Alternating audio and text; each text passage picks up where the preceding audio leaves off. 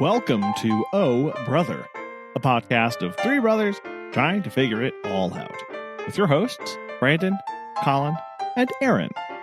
On this week's show, Inner Jungle Aesthetic. Ahoy!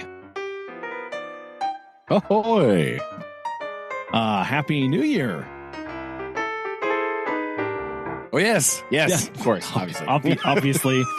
We obviously know how the deep Arctic Christmas freeze of 2022 went. That's old news by now. Clearly. Oh, man. Spoilers, it was cold. Very cold. Yes.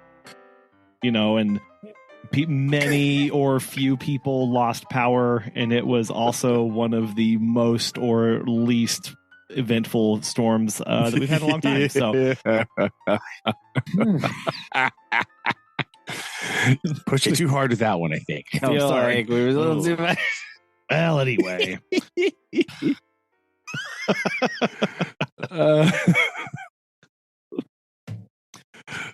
Anywho, that's all I have. No, I'm kidding. Oh, well. Wow, that was anticlimactic. All right, there we go. That's what I came to bear. No, that's yeah. We're man. I don't know what the weather predictions have been like for you, but they have been all over the map for us up here. Yeah, I haven't really watched I've just been looking at like what my phone's been telling me, and it just says it's gonna be cold. So I don't really know like the news. I haven't watched it. I figured the news would probably be a thing that's watched like in the morning. But well, yeah, I know. Our allegedly city going to snow tomorrow. Yeah, our city went ahead and extremely cold. Our city went ahead and preemptively canceled trash service on Friday. It's 2 days from now. Oh, they are expecting. How fun is that? Yeah. Well, it is because of the wind chill. They don't want them, and the sanitation workers don't need to be out in -33 wind chill. No, that's no. That is something nobody needs in their life. No. So I feel bad though, because it's like I know that. Like our trash is overflowing because we've been getting things ready and the kids have been home this week. So we've been generating a lot more stuff. And so I can't imagine, and ours gets picked up tomorrow. So I can't imagine, and then those people have to go through the weekend of Christmas. And so there's going to be some full trash bins come next week. All I got to say. It'll be fine. Yeah, just put it in your house, dole it out slowly. It'll be okay. Yes. It's mostly paper. It'll be fine. Don't freak out. It'll be okay. But yeah, they're calling for near whiteout conditions and 45-mile-an-hour winds. Yeah, I haven't heard any of that from down here, so I don't. Yeah, I don't know. Yeah, earlier in the week they were like, "You are going to get 9 inches," and then like yesterday they were like maybe 2, and now they're like, "How about 5?" So, the great mystery continues.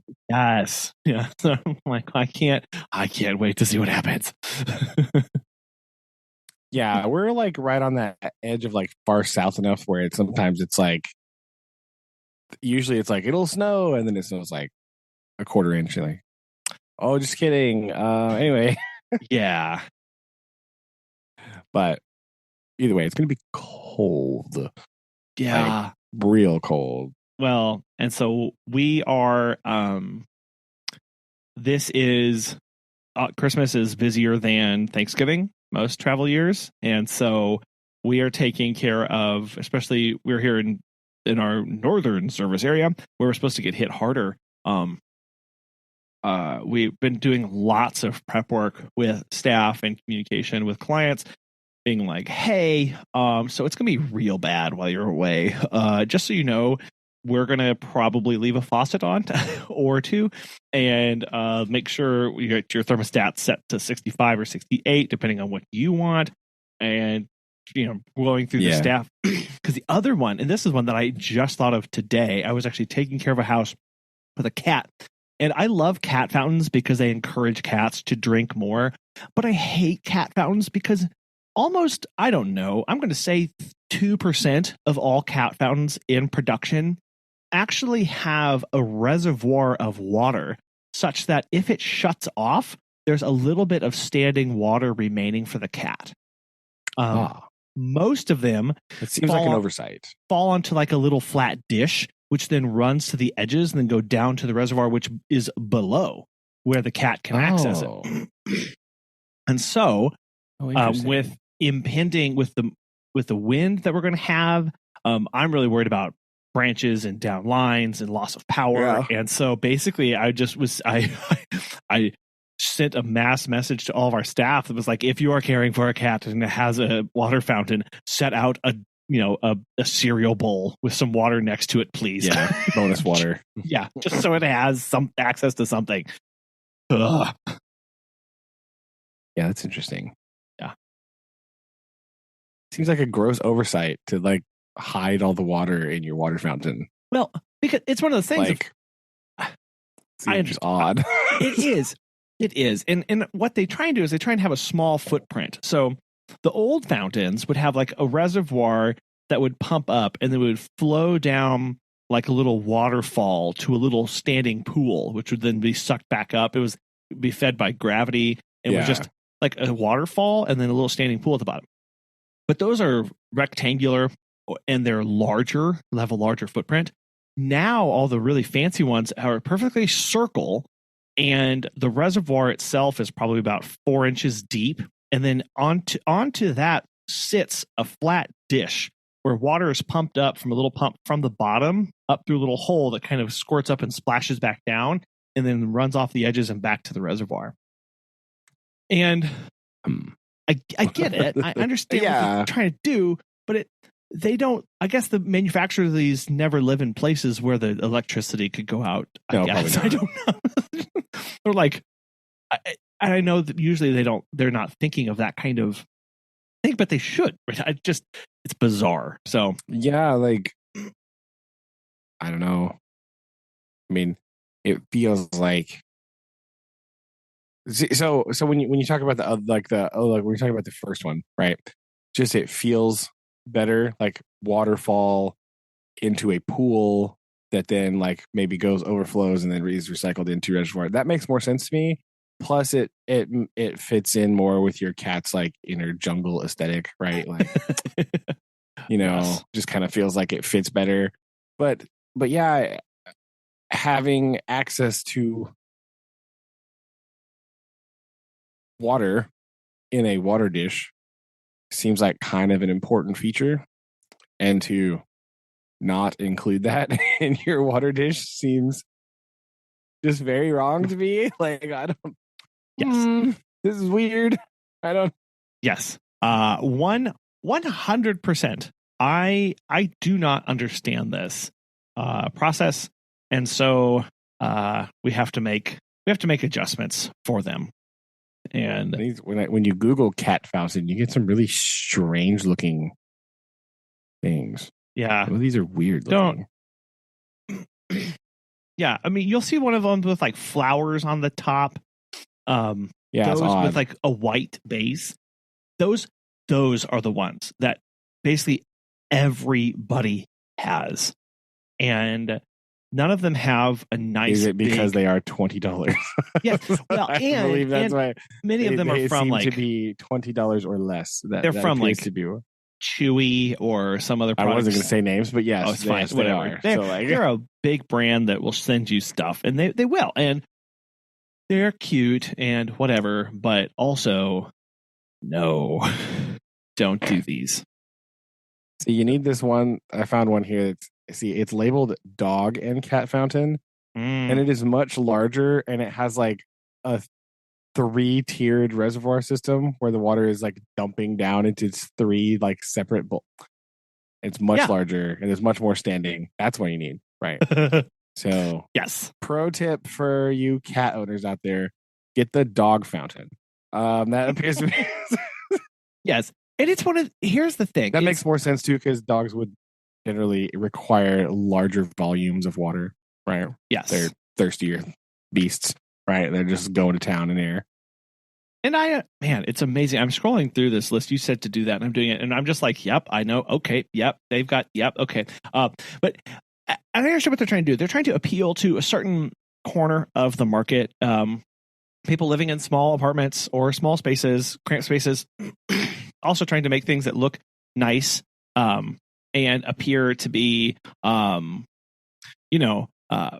aesthetically pleasing. And well, okay, now here's I'm gonna go ahead and I'm gonna throw this out there, right? Cat. There are certain types of people that own a cat that are really confusing to me.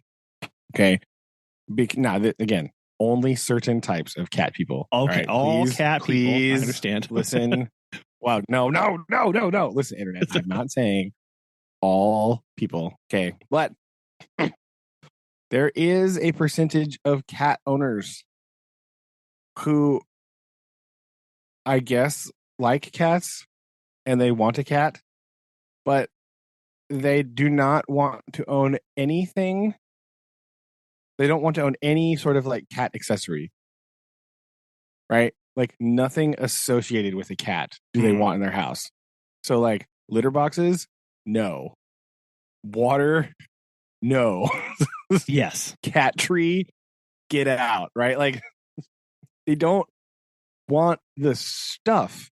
And cats need things, right? Like cats require like a certain space commitment of they need their own furniture or they need their own like zone to be catty in. And some owners are just like, no, I just want the cat only. And I don't want to. That's why there's like some of these litter boxes that look like really weird and strange because people like hide them off in some corner and they don't ever want to look at it. My favorite but you have a cat.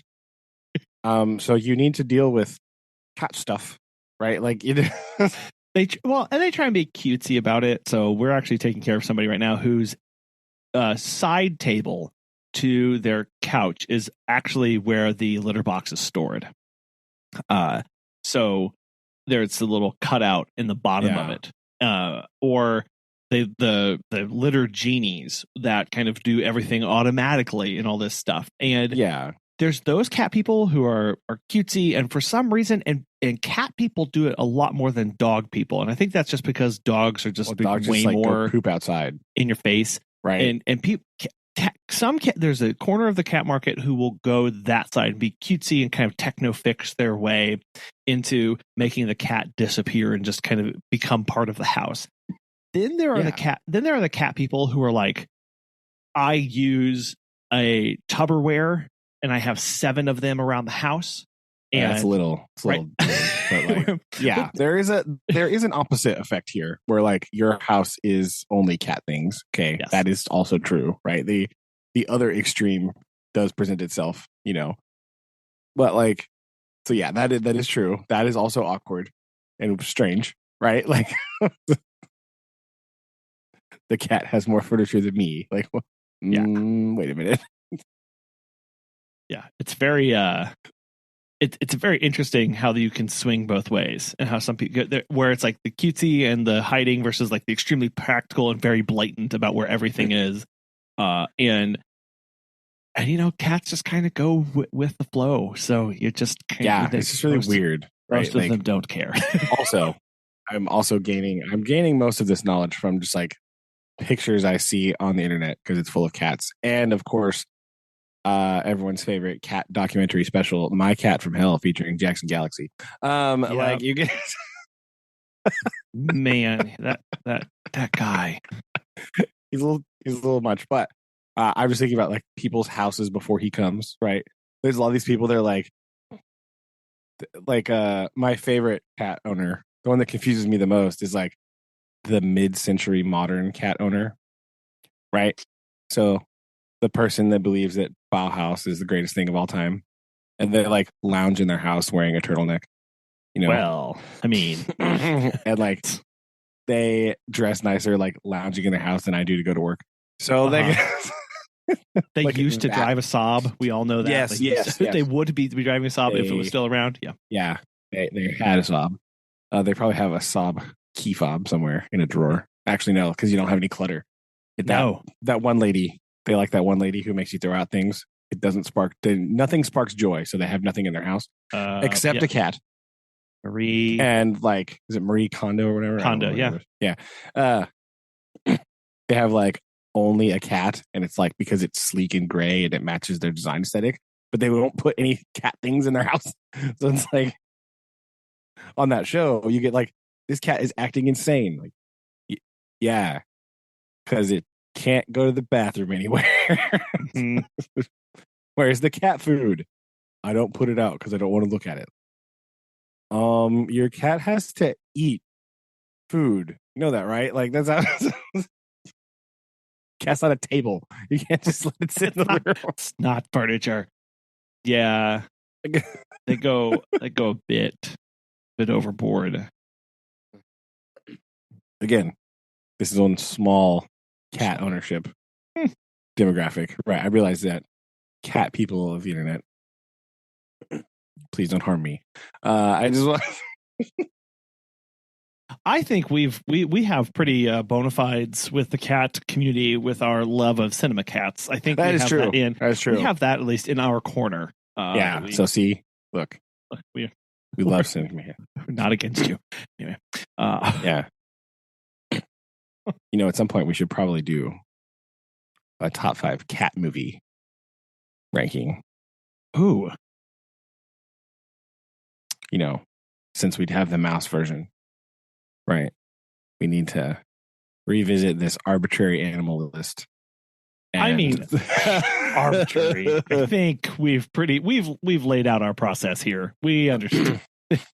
That's true. But our process is it will start out like this, and eventually, in like a year's time, we'll have like top 5 best movies featuring bison. It's like, what? Like, wait, hold on. Yes. Right. Like, I feel like that is definitely in the cards. So, it's fine. We should do a cat movie one. Okay. So we have mouse. We should do cat. We'll do dog, and then we'll go from there. We'll get the. It's on the list. To do a bit of research about that one, but I feel like there's some strong contenders here. Fair. So, yeah, that's about all I have. No, so anyway, we're preparing for the storms. I put on the list top 5 cat movies. We'll do that. That's a must. Make a short list. Find my notepad here. It's all fun. Not true. That's very true. Ugh.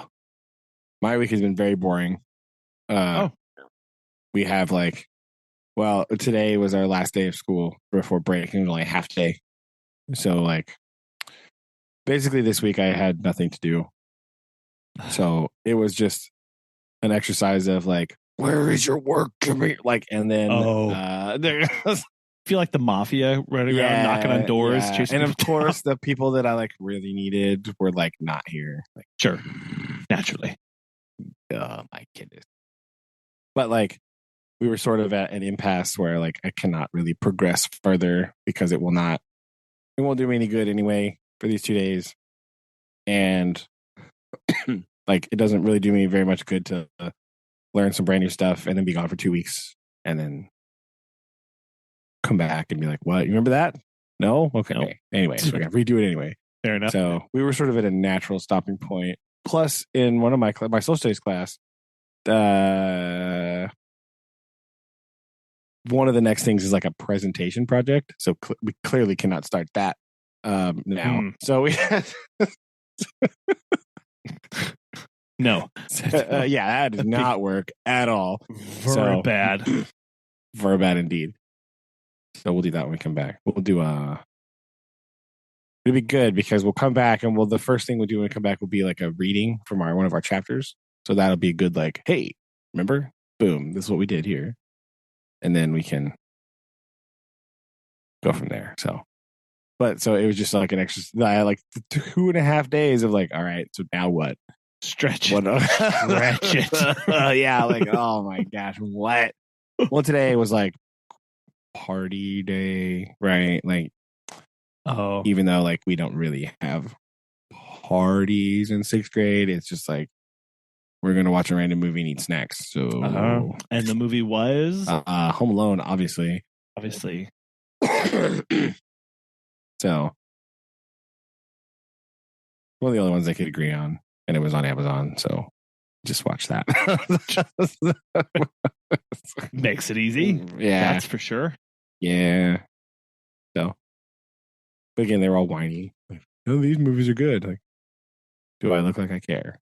You're gonna watch something, and if you want to keep complaining, I'm gonna close my eyes and click a button.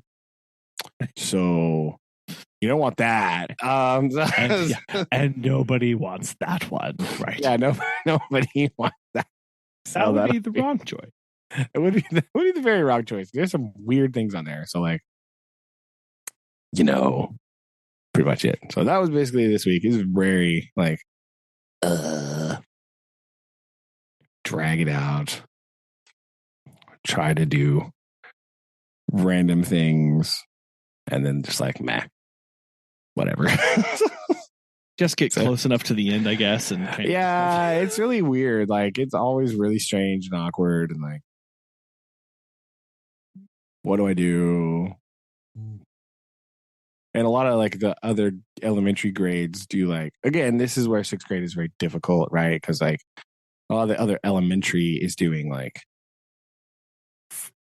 Christmas themed activities.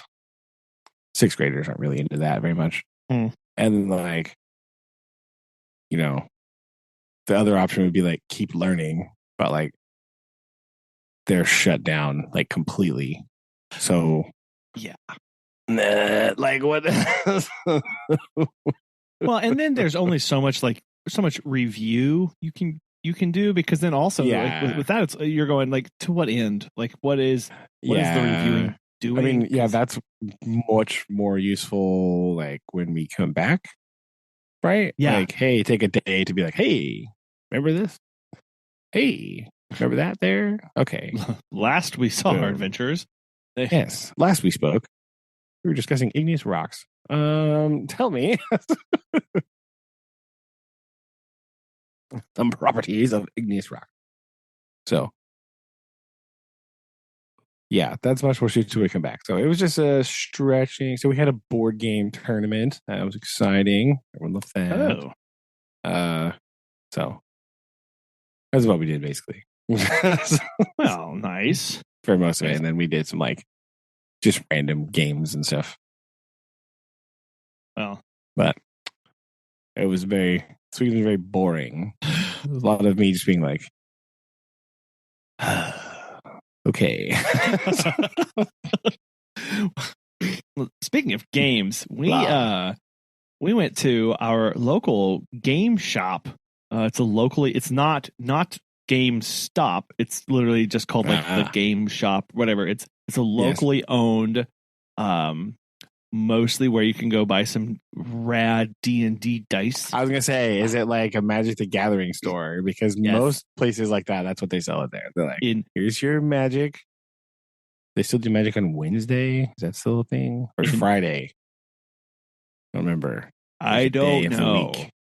I do know that I talked with him for a while, and he was not so impacted by the supply chains for actual product, but he's like, I just couldn't get boxes or things to put my things in.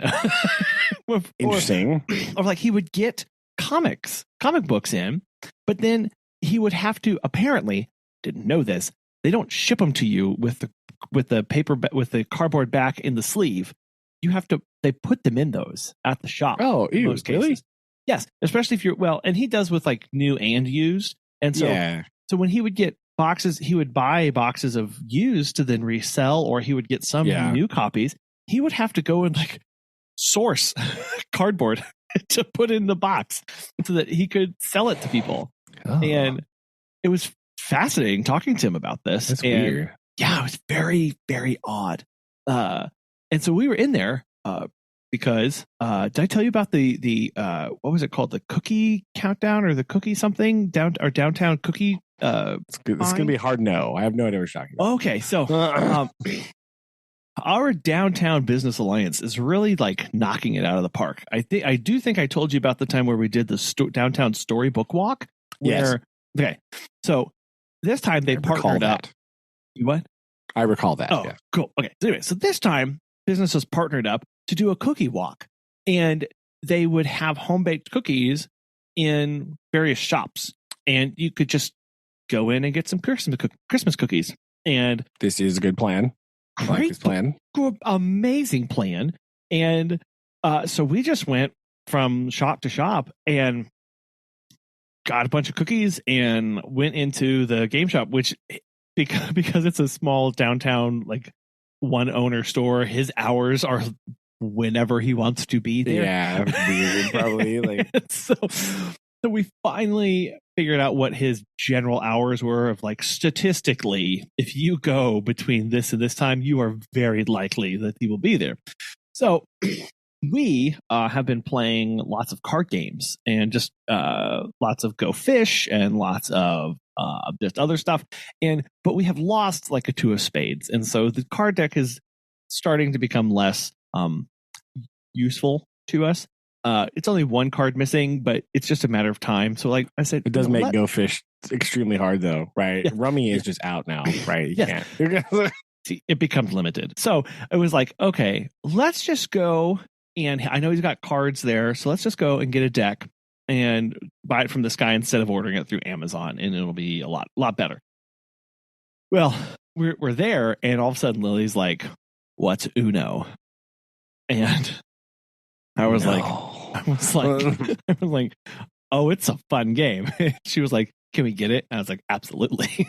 So we got our playing deck, and then we came back with Uno, and I don't think we've stopped playing Uno since. Oh my goodness! Oh no! She is an Uno fiend, and it is wonderful. It is wonderful. So I don't know how you play Uno, but I've always played that if you don't have the color of card, you have to draw until you get the color. I think that's how you play, right? Okay. Isn't that the actual rules of it? I think that is. I think it's one of those things of like, it's that's true. It is hard sometimes to know what are the real rules and what rules do people just have to play by, right? Like your quote house rules, you know? Yeah.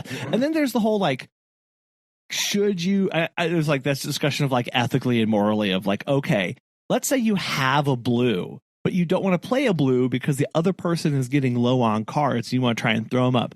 Can you just switch colors randomly? And yeah, as long as the number matches. Well, I have played with friends that have said nay to this, and they have their own call out rules where if they think you have a blue, there's some word that you'll say, and you have to show them your hand. And if they actually have that color, they have to take 20 cards, and if they don't, you have to take 20 anyway. Because it's kind of like somebody hurt them in the past. That's what's happening there. They have trust issues, and they need to deal with that themselves. But yeah, I don't think there's anything requiring you. I don't think there is either. You can switch it up whenever you want. And my goodness, Lillian loves just being like 7 on red and then a 3 on blue, and she's just like boom, boom, boom, boom, boom. Trying to get the cards out, man. She's just she's just blitzing through them. It's amazing. And then because of how I play, I would start to say, you put like draw 2 more or whatever. I'd say like, it looks like you need some more cards. And I'd lay that down. And now she's starting to say that back to me. And I'm wow. Giving her the passive aggressive lingo. Way to go. Like, you need some more cards. And if she discovers like phase 10, I am not coming to visit you guys ever again. That's not happening. It's like, we're gonna be at dad's. Nope, sorry. I'm ill. I cannot. No. No. It's all been fun. There's been no tantrums so far. So I think we're mostly just laughing. The secret Uno strat. I'm gonna let you know my secret Uno strat, right? Okay. This is what you do, right? You purposely do that where you play that game where you like even if you have the card, like you don't play it, right? Because what you want, the ultimate Uno perfection hand, is you want your last card in your hand to be the wild card. That's what you want. Yeah. That's what I strive for. Yeah. Right. That's my strat. So I try to always make the last card like Uno, and then people start like freaking out, like, "Oh my gosh, I got to change the color. I got to do this." Literally doesn't matter. Right. Blam. Right. You get bonus points until they hit you with like the draw or something, right? But like, you want it to be the wild card. That's what you want your last card to be, just so you can boom. Like, oh, doesn't matter. You did all that work, and then you're right. I didn't have a yellow. I haven't had a yellow for 12 minutes, but boom. Had this wild card. Because I'll do that before, like, if they give you color, and like, you say I'm passive aggressive. Jeez. Yeah, no, like I'll draw. Even if I'm sitting on a wild card, I'll just draw. I'm like, no, I'm drawing until I get this blue, because I'm not wasting this yet, because I'm not. I feel the end is close. I will eat all of these 35 cards, all of these 35 greens. Yes, I didn't say that my strategy was perfect and it didn't have flaws, but when you execute it, it feels good. You're just like, yeah, boom.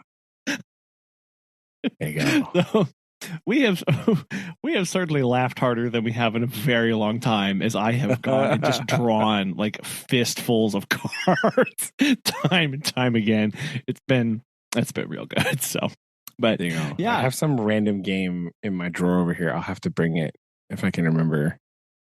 It's called like, I don't remember what it's called. It's just a random card game where you just have to like put down cards in order, and if you put them out of order, you have to draw something. I don't remember the rules exactly. It's not very complicated, but do it. I'll have to bring that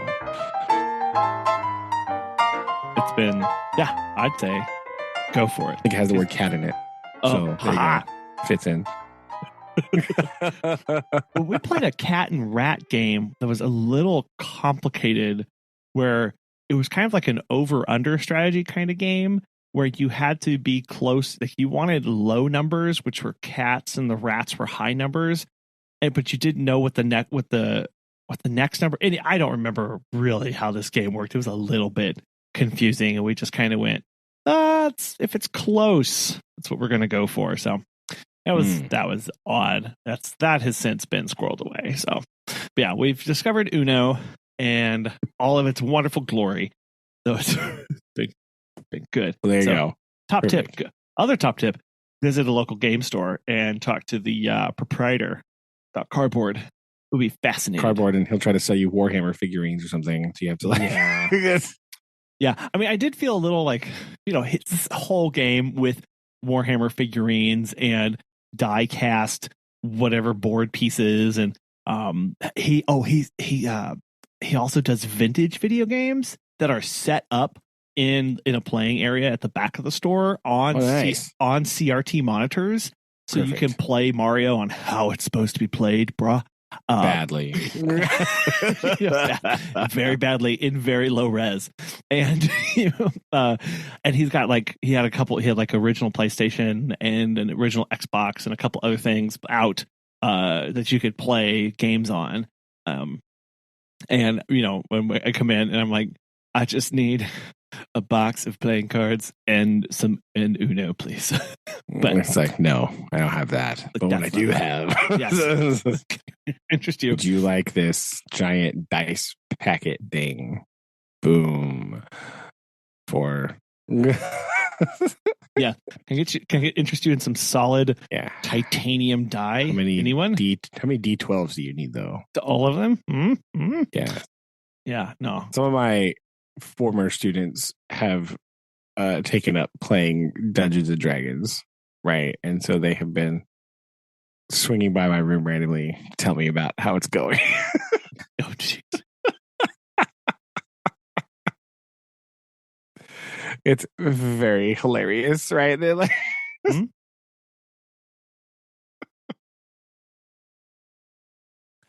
so that's been happening. They've been coming by, telling me about their misadventures. It's been good. It's been good. Nice. I play. It's an interesting. I think you have to. I think just having a good group, I think, is important.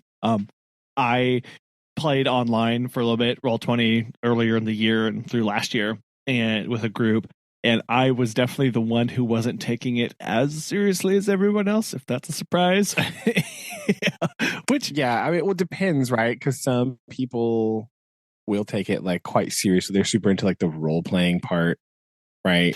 Like that's important, and other people are like way more chill and like yeah. Anyway, so and they just do like really random things, right? Although that is kind of annoying, right? Like when you have like I believe the correct term is murder hobo, right? Who just like does just like really random things all the time. You're like, first of all, what alignment are you? Because none of this makes any sense. Second of all, like yeah. if you're dungeon master guy can't like rein them in, then it becomes a problem.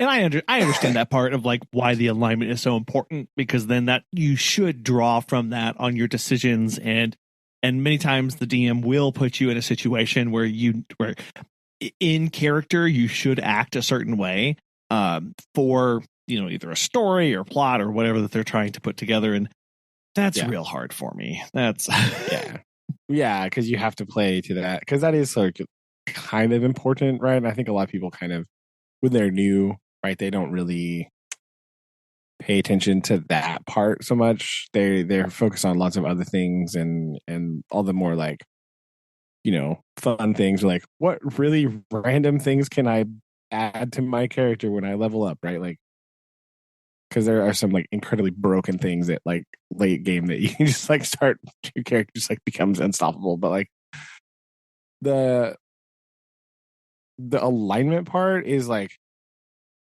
it's very core to just your, yeah, like you said, your decision making and like how your game progresses, because and like your character motivations, because like again, the role playing part, some people aren't so into that, but like you kind of have to a certain extent, because you have to think about like what your character would do, right? Like what are they going to do now? What's going to happen because of this? And the alignment is like the crux of that, because if you have like a lawful good, like if you are in a party with a paladin, oh boy, yeah, right? right. You're going to have there's going to be some tough things that happen, because there are certain decisions that they cannot make, right? Like they will be put in situations and they're like, no, I have to do this Of because like, it's like the right thing to do, right? And it's like, oh no, that's bad, because we have to like, what if pursue we this just tell evil a white lie though? What? Come on, what? Like you have to like convince them that like it's not that bad. yeah.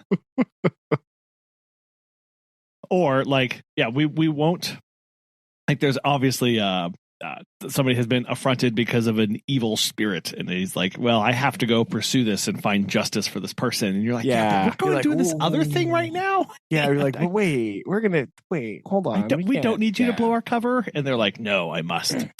The other problem is if you have somebody who's like playing like chaotic evil, that is also horrible, because they'll just be like, no, I'm gonna steal this. Like, no. Why would you do that? That's no. Like, again, yeah. But that's I guess that's where that is an additional element of the fun of trying to wrangle that and deal with the personalities and deal with everything else to make that story and make that gameplay work. So that you get something interesting in the end for everybody. Yeah, I mean, or you die. That also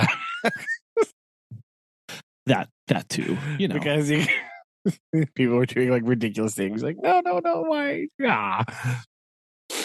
Or like, just hypothetically, you end up tied in a basement because somebody stole all of your equipment while you were at somewhere. I don't remember where it was, but I mean where somebody else was, totally not me.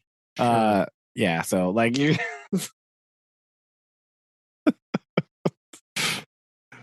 because somebody in your party was like, oh no, that's shiny and I have to steal it. No.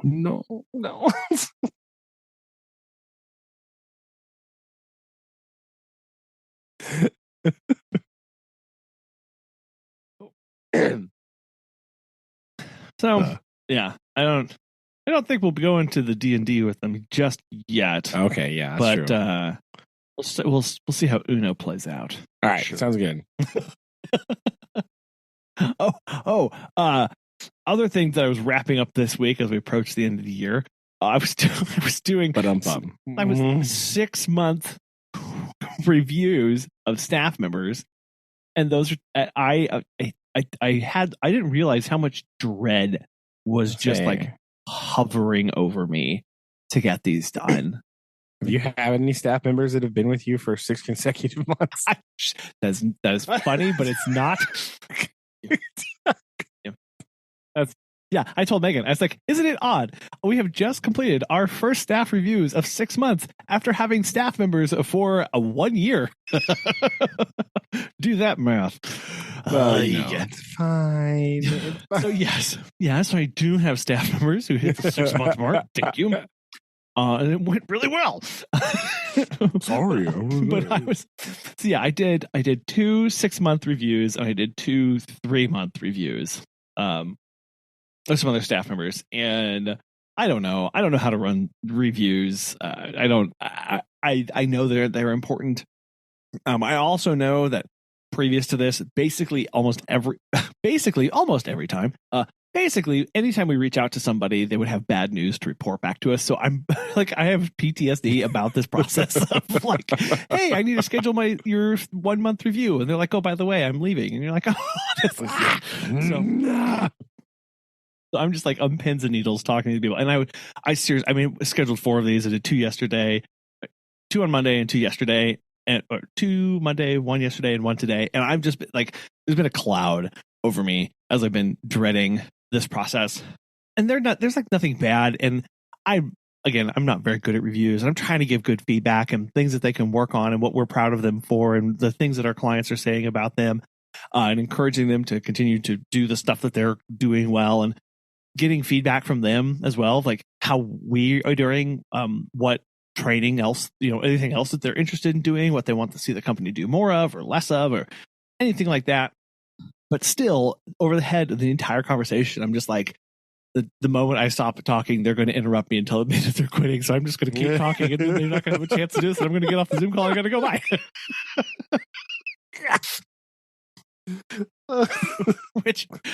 Which isn't a healthy way to go through life. No, it's not. Not even a small bit. Oh my gosh. So my Megan was like, didn't you feel better after like each one? And I was like, no, because when you're running a gauntlet, you don't feel better until acid and knives and fire are being thrown at you. Like when you're out of it, that's when you're like, whoa, that was something. But when you're in the middle of it, you're like, what's next? So it was just I don't know. If you have tips on how to do a good quarterly review, let me know. Oh yeah, I do not, but maybe things I shouldn't do.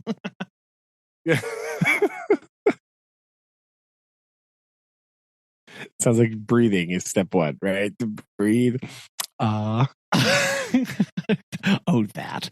It's a bit overrated. I know, right? Pesky.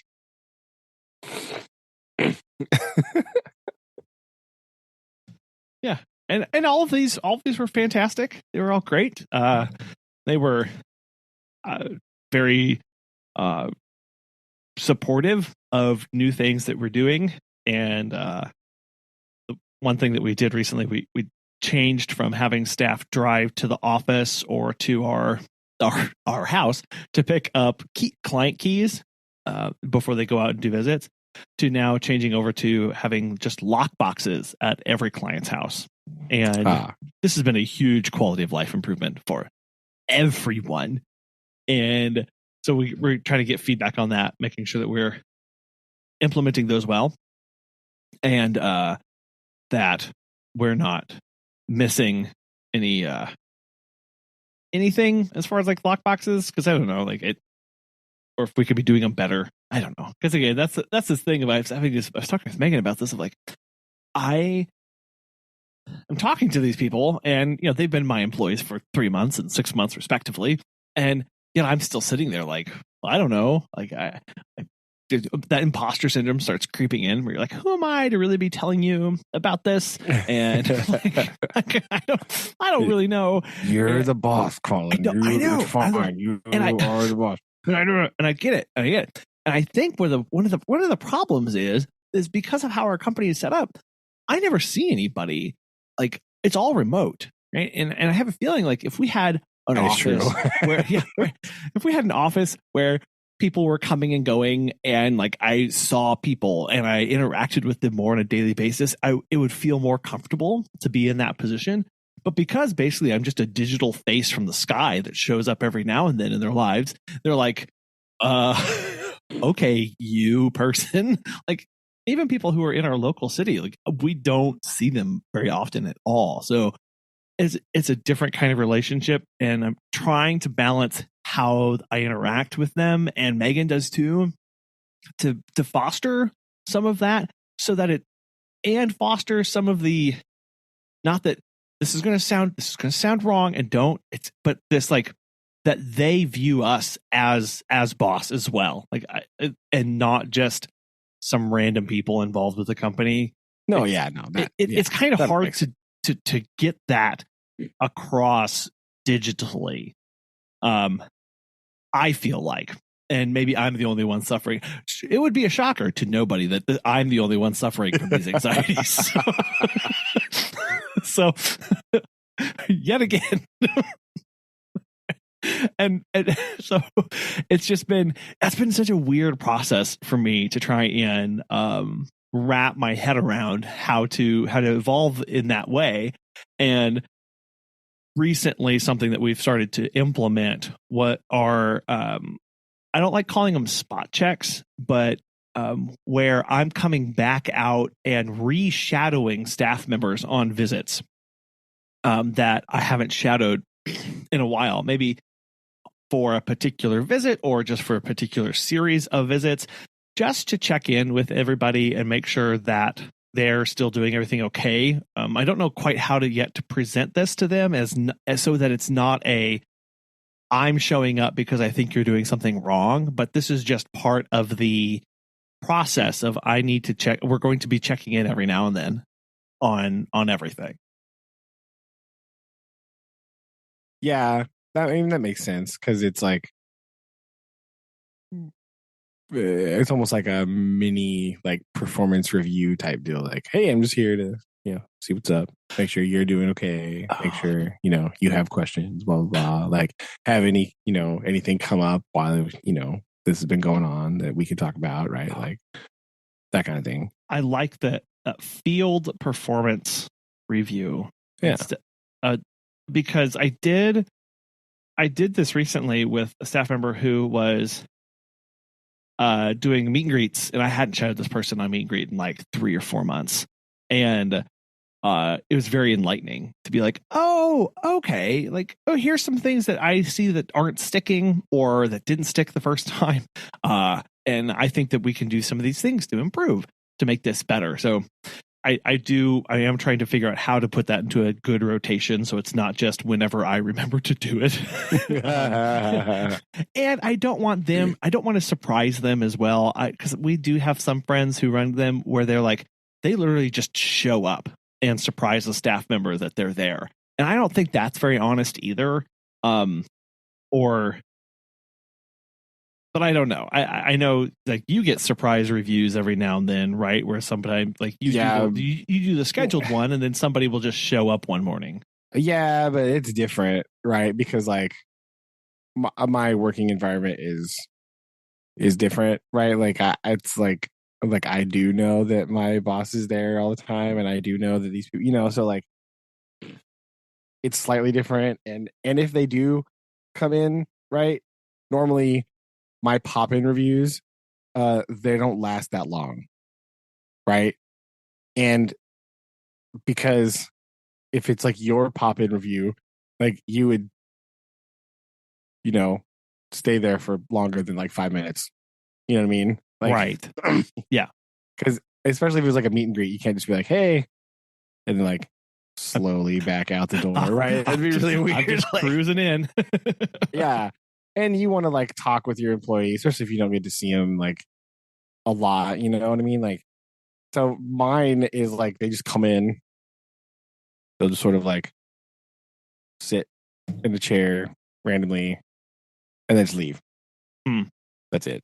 Yeah. That's all. That's all it is. Like any informal thing is like that. They'll just like walk in and then they just like hang out for a little bit and then they leave again and it's like, okay, whatever. And then I'll get an email follow up later about whatever. But like, you know, like, oh, I noticed you were doing this. That was really great. Blah, blah, or this, you know, think about blah, blah, this, whatever. So like, that's all it is. And Yeah. so it's a different kind of situation because they are able to just not stay. Right? It's just kind of like a poke your head in the door. Yeah. And kind of here, you know, and then, you know, our old superintendent, when he would do stuff like that sometimes, he would just like go like, and he would just stand outside the door and just listen and just like, he was kind of walk through the hallways and kind of like stand at the door. He wouldn't even come in sometimes. He just stand out there. And one of the old high school principals do that too. They just like stand by the door, kind of listen, kind of peek in, and be like, oh, okay, and then just leave, you know, for like real, just informal, just like checking on stuff, you know. Well, and so that I have been thinking about striking a balance of trying to do just a few ones where I'm present with them while they're at the visit. And then there's the other kind of review where after they leave, that's when I show up and check the house and check everything, kind of like a follow-up of did they actually, because I can see the report that they send out. So if they say, oh, I did the water, you know, I can show up and go, yeah, the water's done, this is done, this is done. Oh, I noticed they didn't do the XYZ. Those are, I have not done any of that yet, but I do think that will be important moving forward, to make sure that everything's matching up and that we can be finding places where we can be a lot better, so that things aren't falling through the cracks. Not that we're doing it right now, but I'm just trying to think of ways that we can stay on top of everything. No, that makes sense. But it's just hard with a service industry job, right? It's harder to do that because you're like, it's real awkward to try to, you know, quote, evaluate somebody like during a customer interaction. Like that's real weird. Yeah. Like, you know, and then, you know, it's a little better with the dog, you know, or the pet, whatever. So if you're just sort of there with them while they're going through the deal of, you know, the check-in and the walk or whatever, like, you know, that's less awkward, you know. That's the real like bones of the whole operation anyway. So that's what you want to see. And that would be, you know, like that could be a good time for just like kind of chat, you know, make it real informal and just kind of like randomly, you know, just talk like, hey, so blah blah, you know, how's it going? Like, how are things? Like, how, you know, whatever. Like, yes, and that's the other. I think that's important for us to do, just to be again present, so that our staff do feel just A, supported, but B, that we are people that they can come to when they have. And you're like around, right? You're not like the man behind the curtain, right? Just like well, and that was an interesting thing of something that I didn't think of. We had a staff member who we brought on, and prior to this staff member, everyone who we had brought on, it was a very slow build to get them getting a full schedule. And then just because of how we had some scheduling, this person's first day, they went with me. I was with them straight for 8 hours. Just like from when we jumped in the car together and we just drove straight, like, and then going on. And then the second day it was 7 hours. And the third day we had to get like 8 or whatever. And then I was like, okay, well, I'm going to start slowly pulling back. but I didn't check in with this person and ask them, are you okay with me pulling back right now? Because then when the staff member realized that, oh, Colin is going back to his house, which is several hours away from me, the staff member later, actually just at our 3-month review, told me that they felt abandoned by knowing that I was no longer in the area. And even though I had done over 40 visits with this person by the time I had turned them loose, like they were the most shadowed person in the history of our entire company. But because they were so used to me being present, and then I, in their minds, suddenly disappeared, even though it was over the course of 2 weeks that I was slowly being there and less and less and less. And then it was the physical act of me driving away that later they told me that they had a breakdown later. And they were also dealing with some other personal stuff that was kind of tied in with this. But they were like, it felt like I had been abandoned with you going. And I was like, I never thought of it that way. Like okay, like I see that now. I see how you could feel like, okay, Colin's showing up and then he disappears.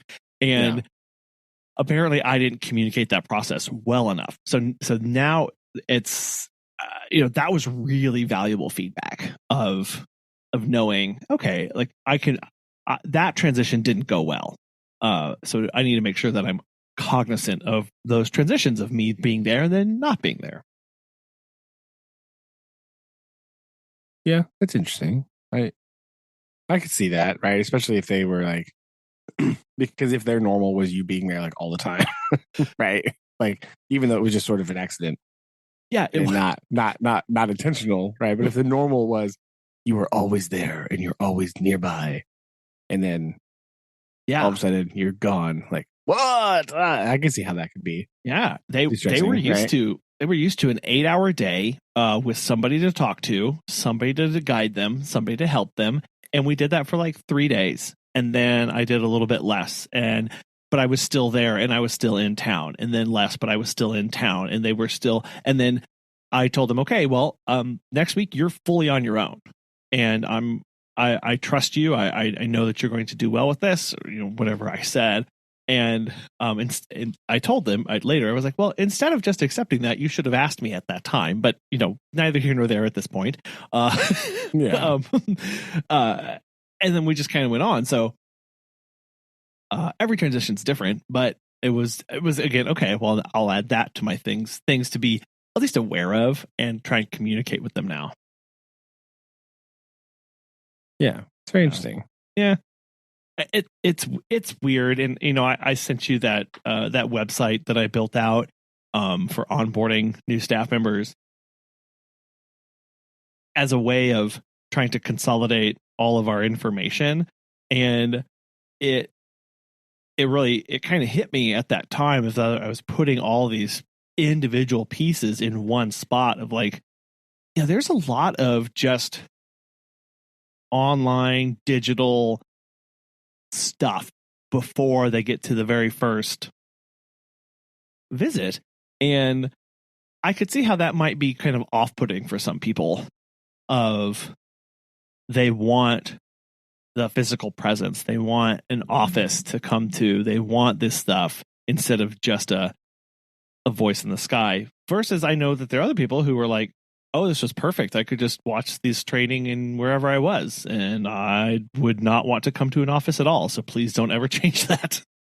Yeah, that is true too. Like, because different people need different things. And I guess the real key is just being aware of that fact, right? And knowing like, hey, and that could be part of the, just the, the field review. Just like, yo, what do you need from me? Like, is this cool? Do you need more? Like what do you specifically need from this like situation, right? Like that could be something that could be part of it too, to kind of make it feel less like they're just here to watch me and stare, right? Like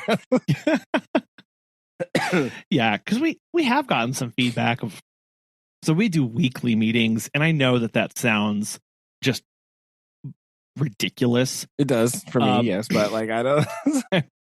But in a in a business where not just the staff don't see me, but staff don't see other staff, right? Like that's true, right? It's very like, just the, goodbye. Like the only time they actually interact with the other staff members is via text.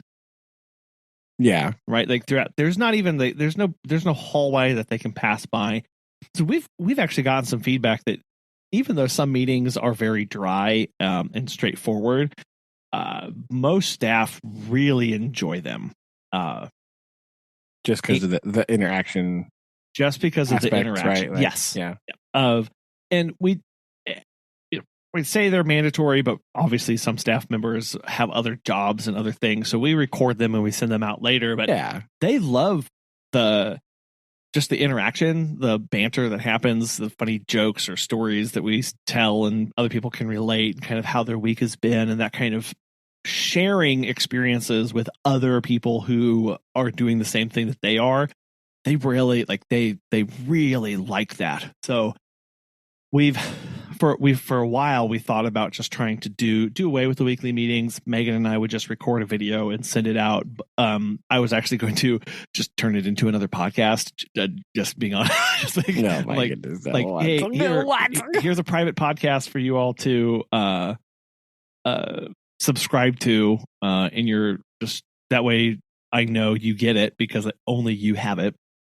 But we've for now done away with that and have just stuck with the weekly meetings. Yeah, no, I think it's good because like that way the communication is much more two-way. You know what I mean? And I feel like so that's something I've been struggling with a lot at work too, right? Is like a lot of the the buzzword, since my administration loves buzzwords because they're that kind of people. But they talk about that all the time, like, oh yeah, well, we're communicating. Like, not really, right? Because all you're doing is you're talking. That's it. Right. Whereas a communication, a dialogue, if you will, is more a two-way street, right? Like you have to actually also listen. So like when they say things like, yes, we feel like we're doing a great job communicating, like your terribly written newsletter thing is not really communication, right? Like, I guess it is in the barest sense of the word, but like a badly written newsletter doesn't really, right? It's not really communication, right? It's not like, it's just you saying things and that's it. And that's not very helpful or good or useful at all, right? So I think I feel like I could definitely see where that keeping it live like that, keeping it a two-way thing, and like even just like saying weird comments, right, would inspire that, like, oh yeah, this is like a more of a team environment other than just me out doing random solo missions, getting checking on this cat that's out in the woods and its water bowl is empty because they have a badly designed water dish. Ha ha! Boom! There we go. Yes, and that's trying to figure out what we mean by communication. Yes, is one of the bane of my existence. Since as soon as we started hiring people, there's that phrase I say a lot in my head of like, they need to communicate more. Harumph, harumph, harumph, right? And then I go, what do I actually want them to do though? Like, what does that mean? And then importantly, am I modeling that in an appropriate fashion? And if not, how do I change that? And one of the things that I have been desperately trying to get our team to do is to lean on the other staff members for their knowledge and expertise. Because one thing that I recognize is very quickly, there is the amount of institutional knowledge has now vastly outpaced my knowledge of the people and pets that we care for. Mine yeah. is super narrow of what I am aware of. I can tell you how to handle certain situations. I can tell you how to do a generic things, but specifically how Dax takes his meds and where those are usually kept and that kind of stuff. Like, I have no idea. Yeah, right. And if you have multiple people, like, maybe two different people are just the way the schedule works out. This is just hypothetical, right? If two separate people are, just depending on time of day, have been going over to a certain pet's house, right? Yeah. They need to be talking to each other about like, hey, was this the way it was whenever you were there last? Like, oh yeah, and blah blah blah, or Yeah. like that kind of thing, right? Yes. So and because of how we schedule, if someone books from a Wednesday to a Sunday, 5 people will see that dog. Yeah. 5. And so trying to generate that. And so what I've started to try and do during some meetings is basically like pick a client that I know several people have done and like, hey, could everybody share a tip for this client? Or what do you struggle with on this client right now? What are you enjoying? And it gives people a certain talking point to now start sharing. And my hope is over time, people will see and acknowledge what other people are sharing. And that we're doing it on Zoom, and now we can kind of hopefully take some of that into text when we're not in the meeting, just to it's a starting point. At least I hope for that kind of culture of like, don't go to me about this. You need to go to to the group chat and see what people can share with you there. And that's that makes sense. Yeah. It's been so anyway. That's a process. That'll be a Q2 2023 objective. Oh wow. Hey.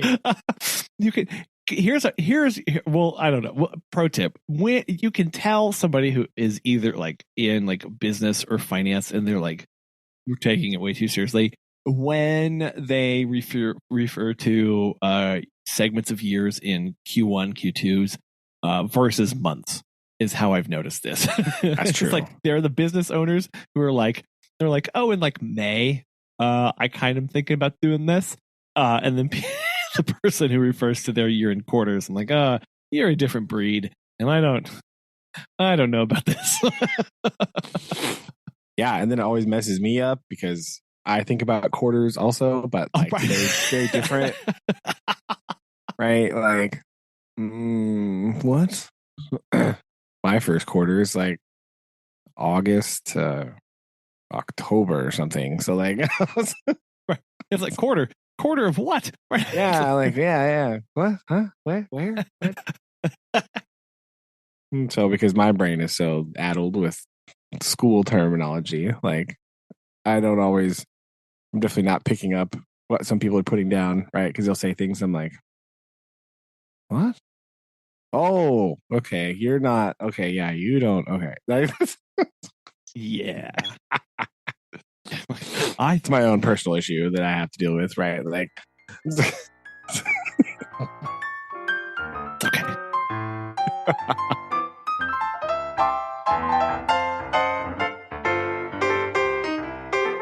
To close out the show. Oh, okay. We have closing more episodes.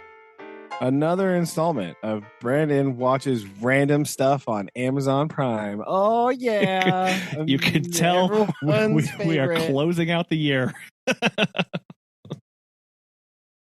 Like I said, this week was very uneventful. And I haven't had lots to do. And I'm at that. I think I abandoned house because, like we talked about last time, the last 2 seasons are just boring and not very interesting at all. And so can't be bothered. So sorry. It's all right. Now I know, listeners, I know what you're saying. You're going to say, Brandon, have you watched Rings of Power yet? No, have not, obviously, because that would make sense. Is it even on your watch list? I'm going to ask that. I mean, it's on. I see it on there sometimes, but like, I just haven't watched it yet. I just haven't been able to bring myself to do that. Are You you know, are you ironically not watching it, or is it unironic at this point, or are you just squirreling and finding other stuff to take up your yeah, I time? feel like, well, for a while it was ironically not watching it because I was like, well, I was in the middle of reading a whole bunch of Tolkien stuff, so like I was like, well, I don't want to watch it now because It's I'm too focused yeah, on this, right? right. It's too Obviously. real. And so like, and then I got distracted with other things, and now it's just like I'm just not feeling it. You know what I mean? Like Understood. it's not. It's like a commitment, right? It's a big ask. So I randomly watched. It's a new show, I guess. It's based on a book too, so there's that. Um, it's called The Three Pines, right? So it's like a Okay. detective-y, mystery-y kind of show. So it's pretty cool so far.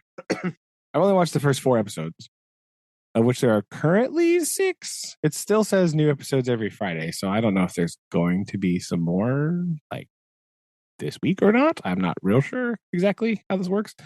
Because the last episode came out last week. So I haven't watched that one yet. But it's like it's really kind of interesting. So like, first of all, it's got Alfred Molina is Oh like the my. guy. Yes. Yeah, right. So Okay. that's Well, excellent already. I am. Oh, and he's wearing dark rimmed glasses. Oh yeah. Okay. Oh yeah. Yeah. He's like, yeah, you want to steal his fashion. I know. Oh, So he's it's in a him trench coat. and like, yeah, obviously. And then the 2 other like detectives from, I'm gonna be honest with you, a lot of this show it takes place in Canada, And right? okay. Okay. And so there is a lot of it specifically takes place in Quebec. So, you know, there are some there's a lot of French Canadian in this. And the French I learned is French. And so Not there that is a there's big difference. anything wrong with that, No, but it's just different, right? Because a lot of this stuff I'm different. like, what? Um That's not a real thing. Well, and I'm just saying anything I attempt to pronounce in this segment currently will be bad. Just throw Oh, it so out that there. was a content warning that you just gave. Yeah, mostly trigger warning for our Canadian listeners. Sorry about mispronouncing your second national language. I apologize. Uh,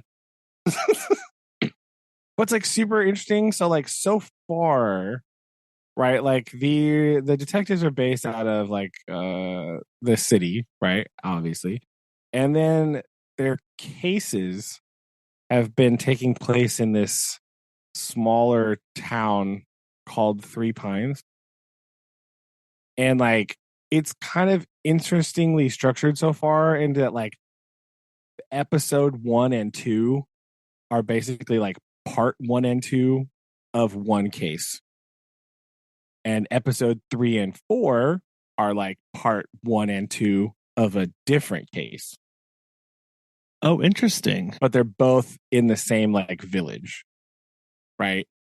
So like it's kind of like they were there for like to solve one case, and then a few months later they're back again with something different.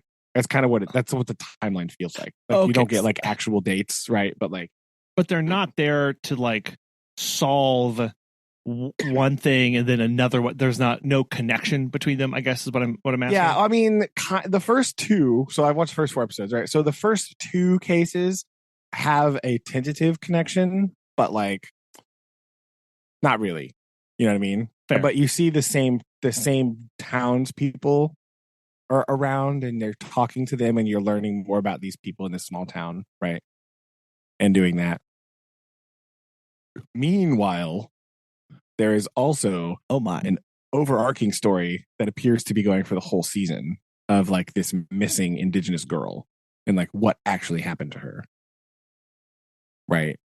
So that is also part of the storyline of that, like kind of highlighting that, that Canadian thing of like the marginalized indigenous population, where it's like kind of some of those like like they have like the missing girls, and then like, oh, nobody's looking for them and that kind of deal, right? Kind of playing that And so that is the overarching seasonal story that they're still dealing with and going through and finding and thinking about, and it's sort of peppered in during their other investigations that they're doing. Oh, geez. In the set. So it's very cool. Like, it's very interesting. Yeah. So it's very like cerebral. It's very like whodunit kind of mystery, which I like, because you're trying to figure out too with the detective, like, what the heck is happening? Like, what is going on? Like, what? Who has the motive for this? Right? Like, But it's very much like. But it's not like a psych thriller or jump scares or things like that. Is it a pretty No, not really. dry, like detective-y thing? Yeah, it's very detective-y. Like the one of the episodes had some like jump scares, but it was a raccoon in the basement, right?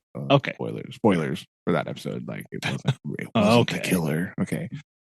Killer raccoon. But it was interesting. It was funny. Like, it was played up for funny because, one of the detectives who's like, not the main guy, but the other guy, he was like, he's all like, I'm not going in there. No way. Like, right.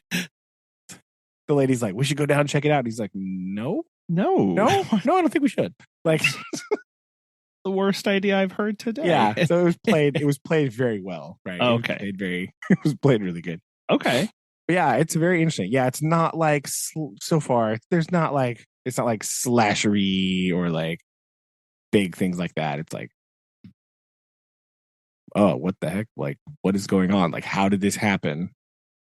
Like, the first episode, a lady gets electrocuted watching a curling game, like a curling match on Boxing Day. Very Canadian. Okay. Yeah. I'm telling you, right? Like, and so it's like it happens, but it happens in the middle of the day, and so the whole thing is like, how, who, why, like, what on earth, right? Like, and so you uncover like things about her past and some of the town folks' past, right? And like, how does it connect together in mysterious ways, right? Like, right. To suss out the motive of the thing. So it's really good. It's like excellent. So I've been enjoying that so far. So here's my random review of an unfinished season of a new show from Amazon. So I think it's really good. I like it so far. Yeah, that sounds very good. Okay, I'm gonna add that to my watch list and probably get around to it before Rings of Power as well. So look at that, we're on track. Yeah, it's just very mystery, like whodunity things. Yeah, so it's very fun to watch, and go that way. And so it's very interesting. I like the pacing is very good, right? The two, like, every case getting 2 parts is it's a very interesting way to do it, right? I was a little worried that it would be too spaced out when I was kind of understanding, when I was looking at it, just kind of reading and like, oh, what the heck? Like, but it isn't. It's paced really, really well. So every episode is still like 50 minutes or something, like 53, 51, right? So about 50 minutes. That's pretty good time. Right. And there's quite a bit to fit in there when you think about like the current case and then like peppering in a little bit of the overarching story of this missing girl and like how that ties in and how that's affecting the detective. And, every once in a while there's like these things that just pop up. You're like, oh, what? And so, or he'll ask, one of the case he's working on will sort of make him think about the other case, the missing girl case, and he'll get an idea, or he'll ask somebody to look at this, or what do you think about that? Right. So it feels very organic in that way, where it all goes together. It all flows together very well. It doesn't really feel, in these 4 episodes, it doesn't feel very forced, very much. Obviously every once in a while you have that, like, the detectives always have that like aha moment where sometimes it feels like contrived, but it hasn't really so far in this. It's pretty because he's pretty grounded of a character, the main guy. uh Sure. Alfred Molina's character. He's pretty grounded and pretty like chill. Armand, his name is Armand. Uh, he's a pretty chill, pretty even keeled, easygoing guy. Um, and throughout the whole thing, you're getting like these snippets of like his backstory as well, which is at this point, 4 episodes in, like very mysterious as well. You're like, what? Huh? What is happening? So it's kind of unclear about what it means, you know. Well, and I think just the kind of how that's described, it's antithetical to like another detective-y movie or TV show that I watched. It's called Broadchurch. I don't know. Oh yeah. And one of my complaints about that one is it was only focused on the main mystery for every single episode, and so it really painted it as like, and I understand like in like that situation what trying to cover, but it didn't show anything else about things else going on outside of just the central focus of that case. While this kind of thing, Three Pines, of like, well, we're going to have these little cases, quote unquote, little cases that come up, but there's going to be this overarching thing where they keep getting drawn back to it, because that's actually how detective work works, right? They don't just get stuck on, here's the one thing that you're doing, right? They get set, here's your case load that you have to take care of. And to have it kind of still set in the same area too, I'm sure of like, oh, well, who knows? These same actors may come back up again or whatever. It's like, that just feels a lot more, not that everything in life has to be realistic, but it seems more, I'm sure comfortably paced as well, as kind of you mentioned. It's more organic too, right? Because like, the whole deal of being like, oh, okay, well, I was in this town for this one case a few months ago. Because like the first episode, it's very like, it takes place on Boxing Day, right? I guess. This next one seems to be much more late springy or something. Like, I don't really know what time of year it's supposed to be, but it's not snowing anymore. So clearly some time has passed, right? Like, and so you see some of the town characters again. And now, like, as in the first case, right? The focus was more on like certain characters in the town, right? Because they were more integral to that particular investigation. But the next time around, it's like a slightly different group of people. And even though it's a small town, you get more character development from them, as well as more character development from the main detective trio, and like their kind of life situation. And then so you just like very slowly getting more all the time, like a little bit more about this person, a little bit more about this situation, a little bit more about this, right? So that pacing is very so far it's very satisfying, is where like you're always getting something else, right? A little bit here, a little sprinkle there. So it's very it's rewarding, right? Because you're kind of putting some things together yourself as you're watching, like, okay. Like, versus especially, go ahead, sorry. Versus just like a big exposition dump about like, and here's the barber, and here's why we care about the barber, and here's the barber's instant connection, and moving on, and we won't see this person again, right? And then especially set in small towns like that, where you're like, how many characters are we going to throw in here? There's not that many people. Yes. And so they do a good job of that, because they're like, then the second one, they like they do the like, there's a situation where at the beginning, right, like the town like doesn't want to talk to them at all or whatever, Yeah. On the second case, there's a situation where they get invited to dinner at this one person's house, and they're like, okay, yeah, sure, we'll come over, and whatever. And then like 10 people are there from the town because they want to ask the detective stuff about this case. And he's like, we've been ambushed. Oh no. Right. But these people a little bit now before. And so like, yeah, it's very interesting. And like in the first one, there's like one of them is like a native lady, right? And so in the first episodes, like she's there and she plays like a role, right? In the other ones, in the second case, we'll call it, when they come back, she plays a much more prominent role. So you kind of were introduced to her in the first one, and now like she's a much bigger part of the story in the second one. So you already have some backstory from before, and so you don't need it now. You know what I mean? So that is also interesting because it is like the same people. Like you already know a little bit, and whenever it's necessary, now you know more, and then you have the history of the town and stuff like that. So it's very cool. It's very interesting. I like it a lot. So yeah, it sounds like it. Okay, so 2 thumbs up for three thumbs up for 3 Pine. That's obviously how we rate things. Clearly, but by numbers in the title.